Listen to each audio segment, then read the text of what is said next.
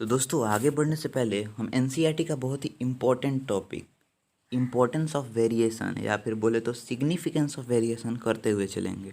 ठीक है, तो अगर आप इन हाईलाइटेड लाइंस को पढ़ेंगे तो आपको पता चलेगा कि आगे आने वाले फ्यूचर में ऐसा हो सकता है कि टेम्परेचर बढ़ जाए या फिर घट जाए। ऐसा भी हो सकता है कि पानी का लेवल में भी कुछ वेरिएशन आ सकता है। ठीक है, तो इन सब से क्या होगा, क्या ह्यूमन एग्जॉस्ट कर जाएंगे, क्या टर्मिनेट कर जाएंगे, क्योंकि कंडीशन में बहुत ही ज़्यादा चेंज हो रहा है। ठीक है, there are huge variation in upcoming future time और there could be a huge variation in our environment in upcoming future time.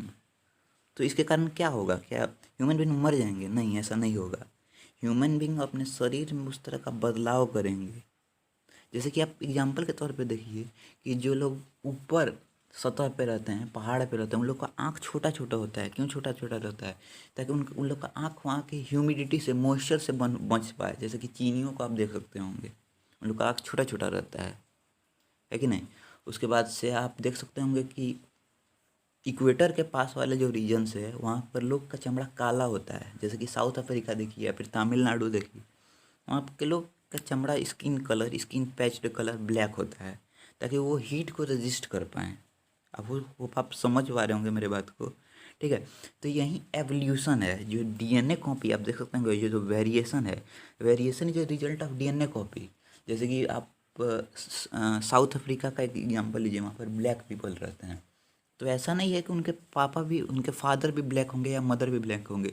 हो सकता है पहले उनके जो एंसेस्टर्स होंगे वो वाइट होंगे, लेकिन समय के साथ साथ एवोल्यूशन हुआ और उसके साथ ये ब्लैक हो गए। ठीक है, तो जैसे कि आप समझ सकते हैं इस एग्जांपल से कि father, mother and this is baby. ठीक है, तो ये आप साउथ अफ्रीका या फिर तमिलनाडु का एग्जांपल ले लीजिए। ठीक है, उनके एंसेस्टर हो सकता है वाइट होंगे, लेकिन समय के साथ साथ, एवोल्यूशन के साथ साथ बॉडी ने अपने स्ट्रक्चर को ढाल दिया, ब्लैक पैच्ड हो गए ताकि वो हीट को रेजिस्ट कर पाए।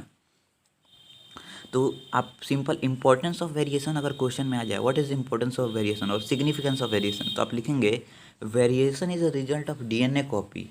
ठीक है, and variation results to evolution. जैसे कि हमने देखा कि अमीबा में वेरिएशन नहीं होता है तो इवोल्यूशन नहीं होता है, मीन्स बॉडी में चेंजेस नहीं होंगे। ठीक है, अब आप एक और एग्जांपल लीजिए अपेंडिक्स का। पहले के समय में हमारे जो एंसेस्टर होते होंगे, बहुत पहले फोर फादर, वो कच्चा खाना खा जाते थे। ठीक है, और वो जो हमारे शरीर में अपेंडिक्स है उसे डाइजेस्ट करने के काम आता था। कच्चा खाना, फिश खा गए, कच्चा खाना, मिट्टी वाला खाना खा गए, सेलुलोज चला गया शरीर में, तो अनइवन फूडिंग को वो डाइजेस्ट करता था। लेकिन समय के साथ साथ, एवोल्यूशन के साथ साथ, वो अपेंडिक्स एक वेस्टिजियल ऑर्गन बन गया, मीन्स आज उसका शरीर में कोई काम नहीं है। ठीक है, तो ये एवोल्यूशन के कारण ही हुआ है। तो evolution results to survival of species over time.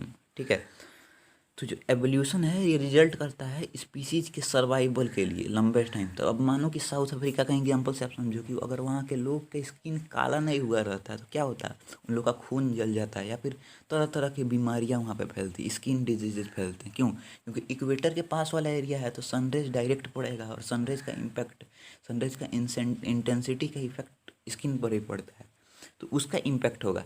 तो फिर सिंपल इंपॉर्टेंस ऑफ वेरिएशन यही होगा कि DNA copy results to variation and variation leads to evolution and evolution is very much useful और evolution results to survival of species over time और over long time period. ठीक है, तो ये simple सा आंसर हो जाएगा। अब अगर आप नीचे पढ़ें तो इफ़ ये वाला है, तो यहाँ पर आपको पता चलेगा कि अगर वाटर टेम्परेचर, वाटर में जनरली नाला नालियों में बैक्टीरिया रहते हैं, अलग अलग तरह के डिजीज कॉजिंग बैक्टीरिया। तो अगर मान लीजिए वो उसका एक सर्टेन टेम्परेचर है जहाँ तक वो सर्वाइव करेंगे, तो मान लो अगर ग्लोबल वार्मिंग के कारण ऐसा होता है कि वाटर का टेम्परेचर बहुत ज़्यादा बढ़ जाता है, तो क्या होंगे? बैक्टीरिया मर जाएंगे, bacteria will be dead, dead मर जाएंगे। लेकिन ऐसा थोड़ी होगा कि सारे बैक्टीरिया मर जाएंगे, सारे बैक्टीरिया नहीं मरेंगे। कुछ बैक्टीरिया जो अपने शरीर पर उस तरह का जो अनफेवरेबल कंडीशन में कोई कवरिंग बनाएंगे, कुछ ना कुछ ज़रूर करेंगे। ठीक है, अपने क्लाइमेट को एडेप्ट कर लेंगे, उस क्लाइमेट को वल्नरेबल नहीं बनेंगे, कमज़ोर नहीं पड़ेंगे, बल्कि अपने डीएनए में या फिर कुछ में अपने स्ट्रक्चर में चेंज करके उस सिचुएशन को एडेप्ट करेंगे, क्लाइमेट को एडेप्ट करेंगे, ताकि उनका आगे स्पीसीज सर्वाइव कर सके। ठीक है, तो यही है importance of variation. Variation results to evolution. ठीक है, तो ये जो बैक्टीरिया होंगे, यहाँ पर आप देख सकते होंगे लाइन में, जो बैक्टीरिया होंगे ये अपने स्ट्रक्चर के अंदर चेंज करेंगे और चेंजेस के कारण एवोल्यूशन होगा।